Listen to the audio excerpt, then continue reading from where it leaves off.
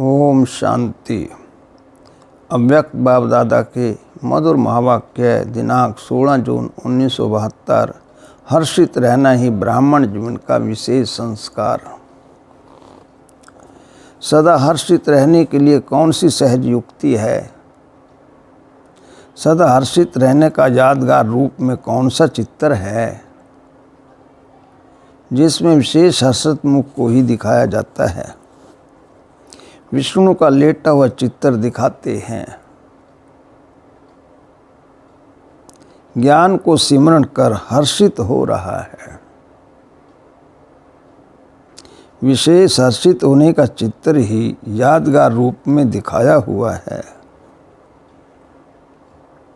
विष्णु अर्थात युगल रूप।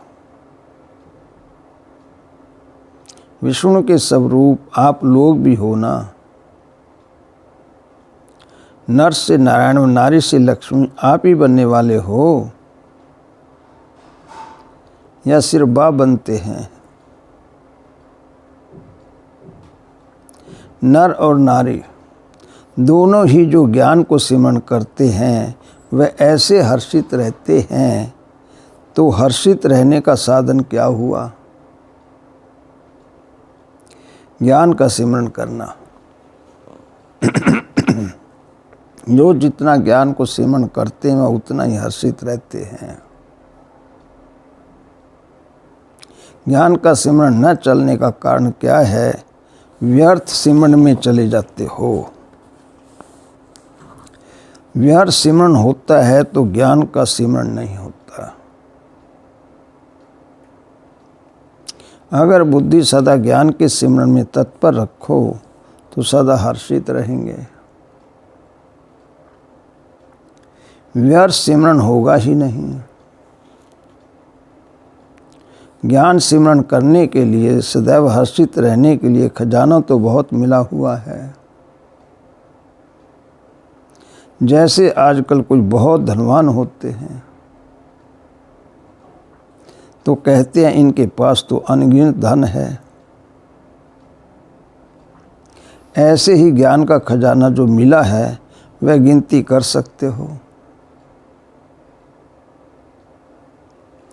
इतना अनगिनत होते हुए फिर छोड़ क्यों देते हो? कोई कमी के कारण ही उस चीज का न होना संभव होता है।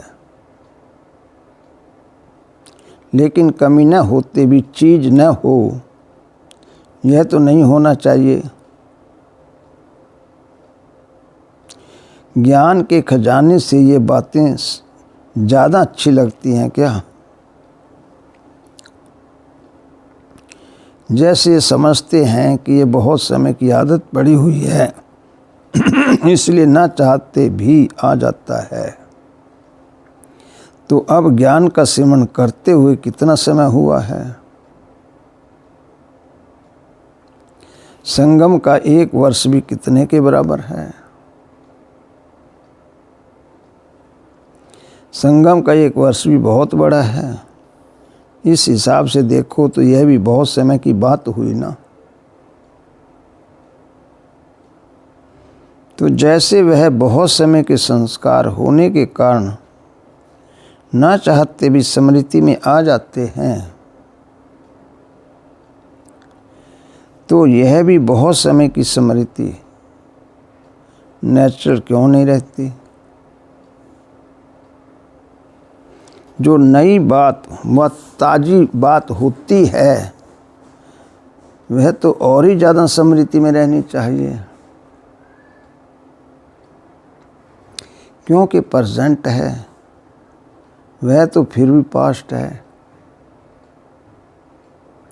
तो ये प्रेजेंट की बात है, फिर पास्ट क्यों याद आता है? जब पास्ट याद आता है तो पास्ट के साथ साथ यह भी याद आता है कि इससे प्राप्ति क्या होगी। जब उससे कोई भी प्राप्ति सुखदायी नहीं होती है तो फिर भी याद क्यों करते हो? रिजल्ट सामने होते हुए भी फिर भी याद क्यों करते हो? यह भी समझते हो कि वह व्यर्थ है। व्यर्थ का परिणाम भी व्यर्थ होगा ना। व्यर्थ परिणाम समझते भी फिर प्रैक्टिकल में आते हो तो इसको क्या कहा जाए? निर्बलता। समझते हुए भी कर ना पावें, इसको कहा जाता है निर्बलता। अब तक निर्बल हो क्या? अथॉरिटी वाले की निशानी क्या होती है? उसमें विल पावर होती है। जो चाहे वह कर सकता है, करा सकता है, इसलिए कहा जाता है ये अथॉरिटी वाला है। बाप ने जो अथॉरिटी दी है वह अभी प्राप्त नहीं की है क्या? मास्टर ऑलमाइटी अथॉरिटी हो। ऑलमाइटी अर्थात सर्वशक्तिवान,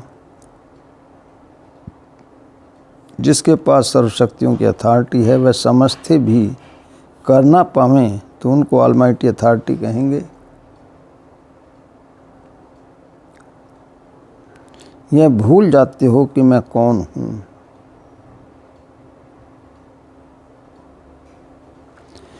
यह तो समय की पोजीशन है ना। तो क्या अपने आप को भूल जाते हो? असली को भूल नकली में आ जाते हो। जैसे आजकल अपनी सूरत को भी नकली बनाने का फैशन है। कोई ना कोई श्रृंगार करते हैं जिसमें असलियत छिप जाती है। इसको कहते हैं आर्टिफिशियल आसुरी श्रृंगार।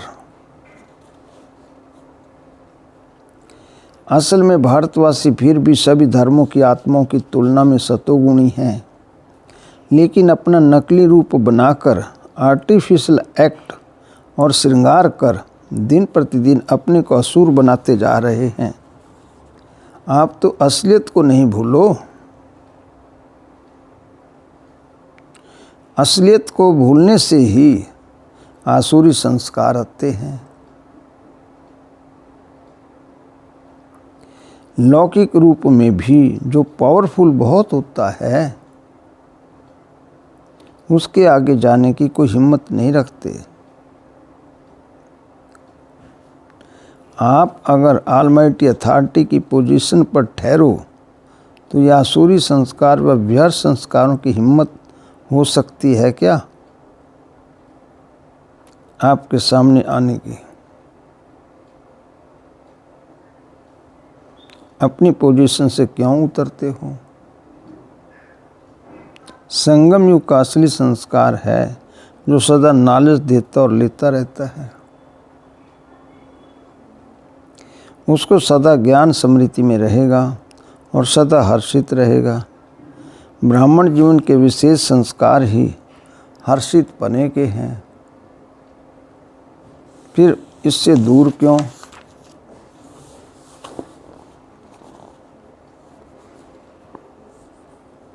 हो जाते हो। अपनी चीज को कब छोड़ा जाता है क्या? यह संगम की अपनी चीज है ना।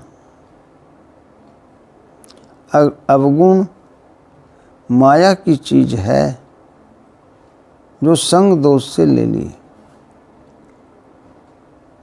अपनी चीज है दिव्य गुण। अपनी चीज को छोड़ देते हो।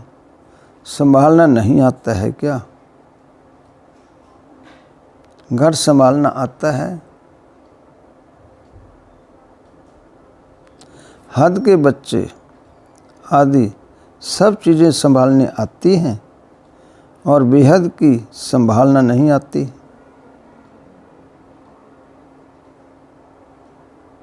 हद को बिल्कुल पीठ दे दी और थोड़ा थोड़ा है।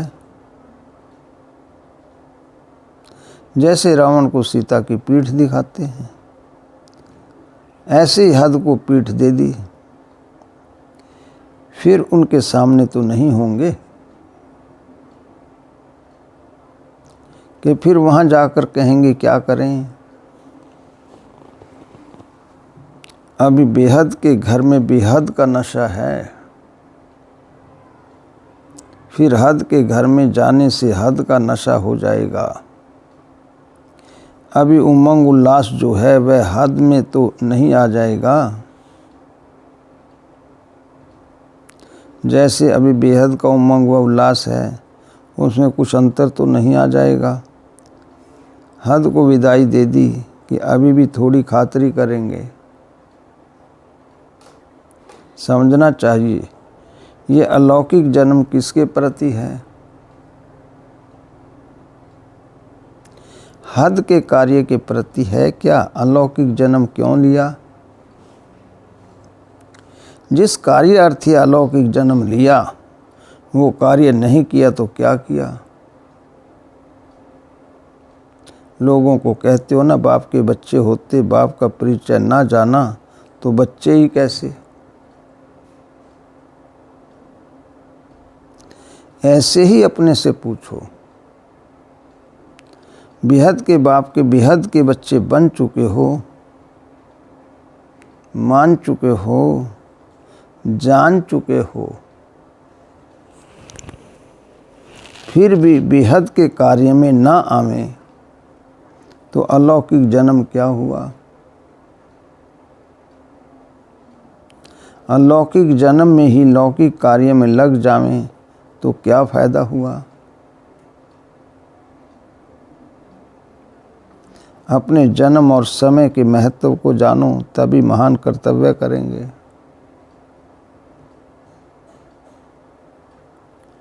गैस के गुब्बारे नहीं बनना है। वह बहुत अच्छा फूलता और उड़ता है, लेकिन टेम्परेरी। तो ऐसे गुब्बारे तो नहीं हो ना। अच्छा, ओम शांति।